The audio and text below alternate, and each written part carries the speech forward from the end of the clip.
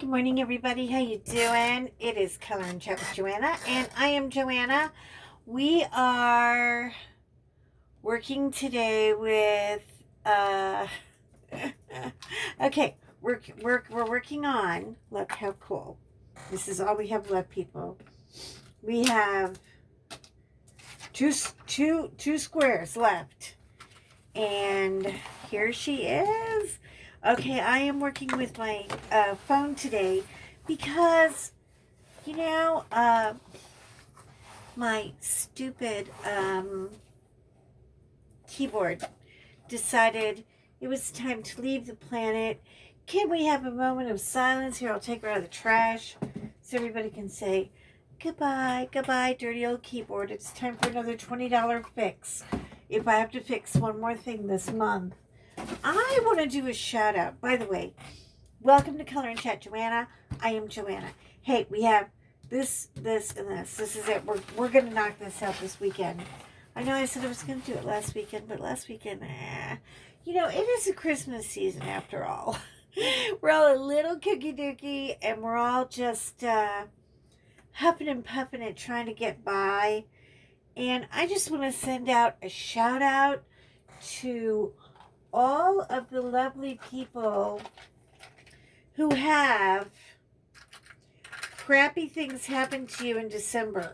Refrigerators breaking and cars breaking down. And, these are things that should be happening in September. They should not be happening in the second week of December. And it just kind of sucks, when stupid little crap like that breaks and you have to rework your budget to fix it. And it's all these little $20 fixes that I'm getting caught up with. Oh, one of the things, oh my God, you guys, you're going to die.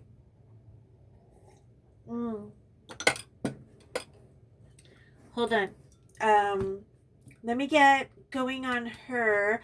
Oh, by the way, if it's your first time visiting, hello, welcome on in, welcome on in, welcome on in.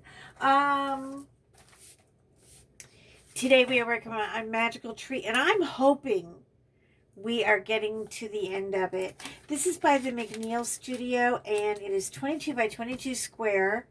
It's going to go beautiful next to my big reindeer, who is 21 by 21. How weird, right? So we may have to have a little ceremonial clipping off somewhere to get her to fit just right in the frame. But you know what? Cropping a tiny bit off the bottom or the sides, it's not going to do anything to impair your photograph. If your center of the photo of the image is towards the middle, you'll be fine. You'll be fine. I know there are people who can't do it. Like, they cannot bear to cut off a couple of drills. I'm like, well, why not? Anyway, and a lot of people are talking about saving and storage and all that for their drills. I was watching a creator. Oh my God. This girl, I mean, she has got a whole room for drill storage. When does it become too much for you? Because for me, I have no reason to store them. Because the only thing I store is in a little baggie. I save the ABs because I can use them in another project. But, and especially with all the Josephine Wall stuff I have coming up, it's nice to do a little custom zhuzhi to the thing, Like, let's give a little zhuzhi. Anyway, John, that man, that guy, he is so sweet. So, he really is. I was thinking back, I was hearkening back to a picture that we had, and I was like, oh yeah, that was a really good night out. We had a party to go to, a Christmas party. It was a benefit. There was a local congresswoman who is now who knows what she could do. She's just so amazing. She could run for public office and make mayor in a heartbeat if she wanted to, especially in Dallas. But anyway, um, we were going over looking at, old photos and things, and I found one that I really liked, and I was like, that's almost like first date hair. And he was like, yeah, it kind of was. You really had such a good hair day that day. And I went, that is such an unusual thing for a heterosexual to say to me about my hair.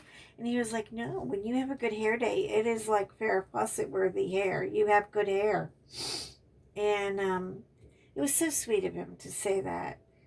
But I remember our date. And our first date was at an Italian restaurant. It was a little dive. One of those dives where, real Italians go and eat. And they have their weekly dinner and white tablecloths and a little candle on the table and the little lamp. Remember the little lamps that they would put on the table, to give ambiance. Oh my God. All Italians run in the joint. Anyway, the food. They had a Dover sole that they would prepare at your table. Oh, honey. I mean, you just cry to Jesus after that and go, wow. I mean, it was so funny. The day before this date, our historical first date, I was eating a filet of fish sandwich from McDonald's. Now, when you have a child, you kind of grab things on the go, on the quick, and say, what the hell, just give me food. I'm hungry, I'm tired, I don't care what it is. I can honestly tell you, no fish were ever harmed. There are no fishermen working for Mickey D's. There's no sign saying we need, fresh cod fishermen. There's no facility where they make the fish. You ready for this? Not only is it not fish, I don't even think it's food. I really don't. I think it might be like paper mache and they put fish flavoring on it or something. But oh my God, in a pinch, when your stress is high, what is better than that little filet of fish sandwich? With extra tartar sauce and extra tartar sauce and no cheese. Thank you very much. I don't know why they thought fish and cheese went together. I'm gonna be in big trouble. I have picked out on so much cheese this week. It's been a cheese week for me. Anyway, enough about that. Let's get back to the story. Okay, so I mean, John and I have been talking on the phone for like almost 6 months. We've never met because we never found the right time, and I wasn't ready to meet him yet, and I kind of felt like, it was like I was nervous that, when you meet people in person, sometimes it's not as comfortable as it is when you talk to them on the phone. And I have that social awkward gift that most people call, a default. Okay. Anyway, we went to dinner. I had my good hair on. I had this red and black dress. It had red roses on it and it was black, and it's one of those stretchy velveteen kind of dresses. So it fits you if you're, skinny, or if you're having a fat day. It's like the ultimate go-to dress for me. I still have it, believe it or not. I've tawdried it out for a couple of special occasions. Just he calls it date dress, and he remembers it, and it's so funny. Anyway, it's really hard for a chef to get a night off, and it's really awkward when a chef goes to a restaurant and a restaurant where everybody knows who you are, and they know you're a chef, and they know you're a picky thing, and they know you don't have any filter. So, yeah. So it was an awkward night, to say the least. I'm trying to do smaller things with this big placer. She is amazing, but she's just kind of big. Anyway, so we're at this restaurant. It's all Italian. I mean, it is old school Italian. I love it because I learned to speak Italian. And my Italian's not great. It's more like a northern Italian. It's not really Sicilian Italian, which, you know, people will frown at you for. But I can get by, and I mean, because I live there and I work there and I apprentice there, and my next life I will be an Italian girl. I can tell you this. Because you just when you live in Italy for any amount of time, you become part of the fabric. You become. They don't care. Well, I'm Italian, but I have German. They don't care. You're in Italy. You're Italian. That's it. We decided. And there is a little bit of gapping in this. I'm gonna live with it because when you turn out the light and when you get it on the wall, none of this little gappy stuff is going to show. Don't overthink and panic about the gappies, because the gappies are going to go away. Anyway, we're eating dinner. We have, now this is how Italian the restaurant is, okay? We have a meeting 2 tables away. We're in the, in the back dining hall. There's a front dining hall where the local yokels were. In the back dining hall is where, people who they liked, you come sit by me, come sit back here. And we would. And it was, I mean, 2 tables away from us were a table of 6 men, all wearing suits. They pulled up in a limo. Yeah, they rocked up in a limo, and none of them spoke English. They were all Italian. Well, I've got the date dress on. I don't know how this date's going to go with him. I'm thinking, he's freaking out. He's having like date anxiety. It's so bad. He's literally sweating and schwitzing, and he's in a total panic.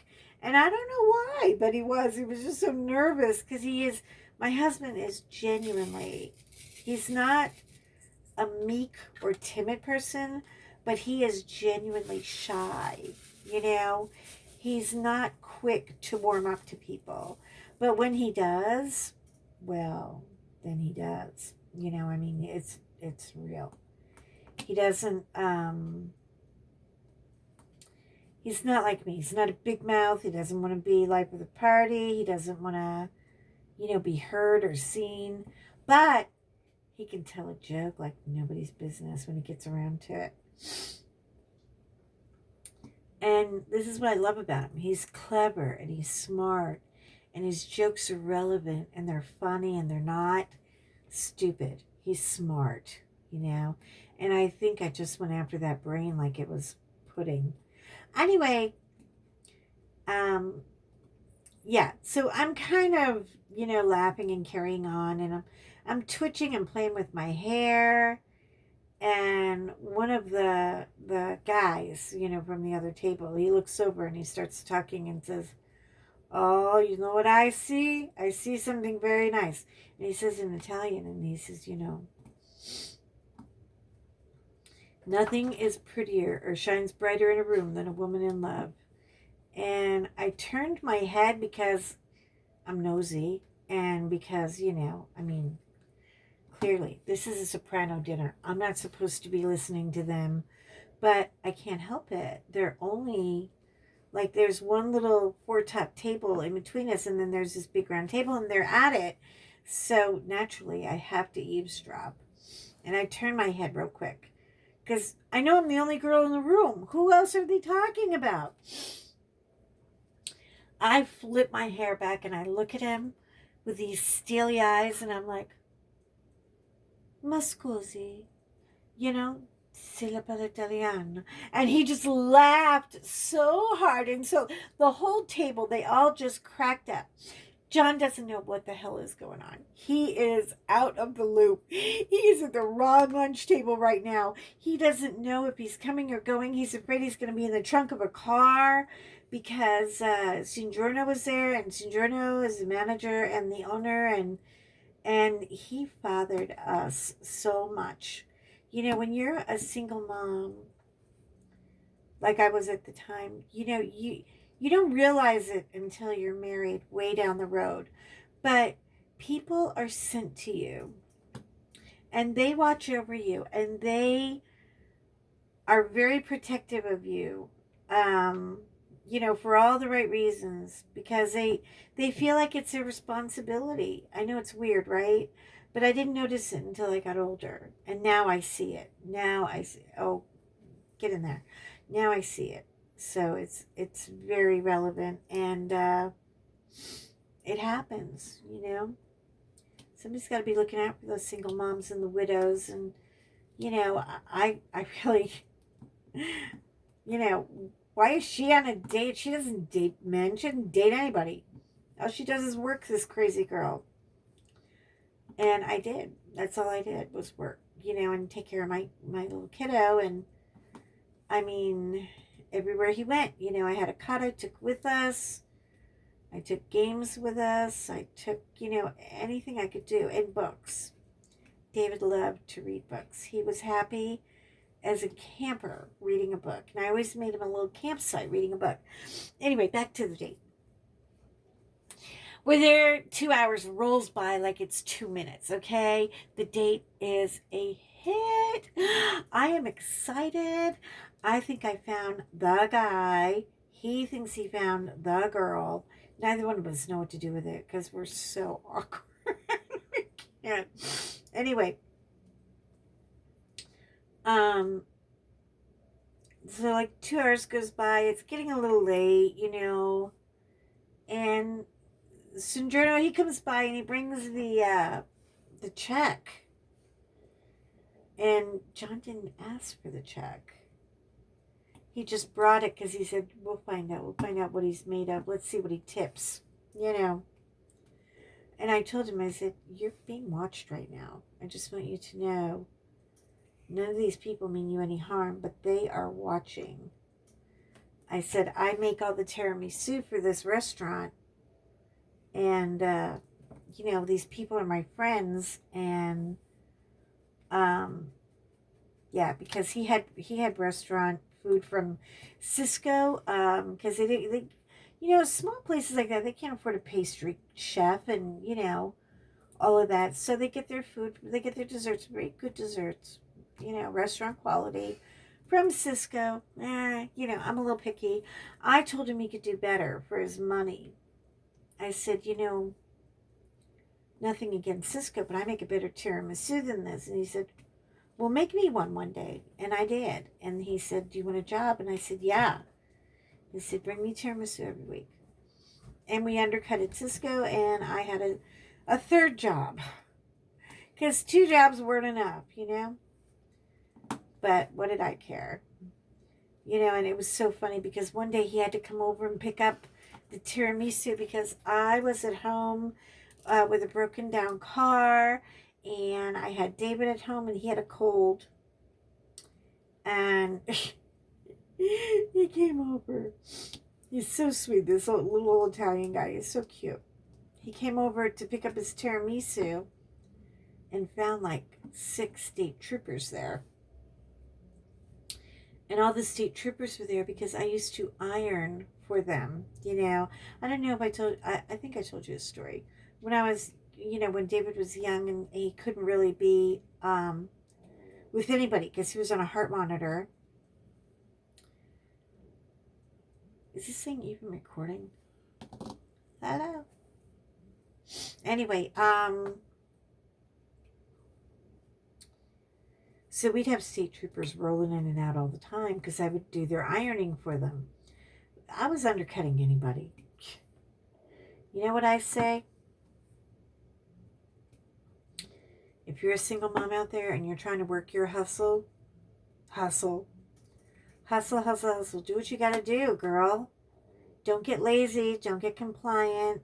And as long as what you're doing is legal.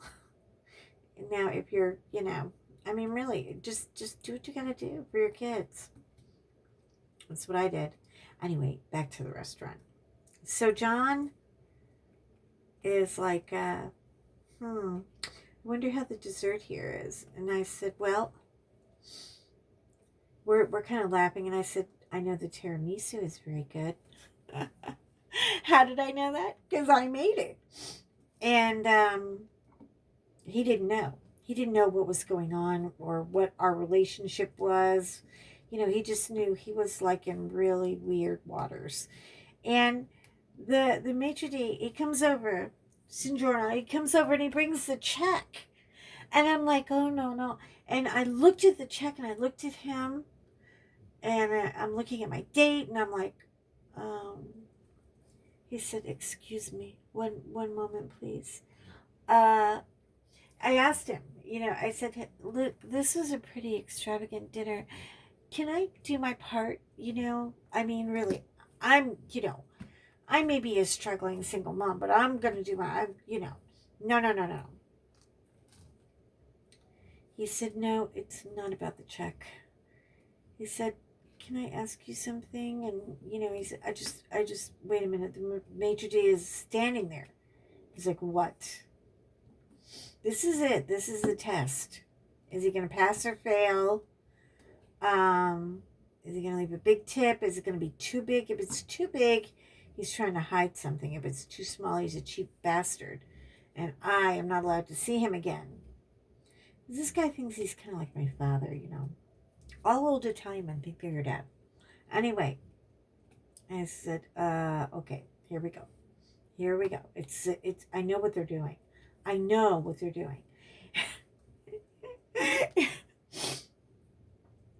I have to say something, sir. And he said, what? And he said, now my date was a very good date tonight. Was she not? And he said, yes, and beautiful too. He said, I've never seen you look so beautiful. I was like, oh, well, they Betsy. Again. Anyway, he says, she ate all her vegetables and she would like dessert. And we haven't had a chance to look at the dessert menu, so we would like to order dessert. And then, right there and then, I knew that guy likes me. I'm going to be great. I'm going to be fine. Because he was going to get me dessert. And to this day, he doesn't let anybody ever not order,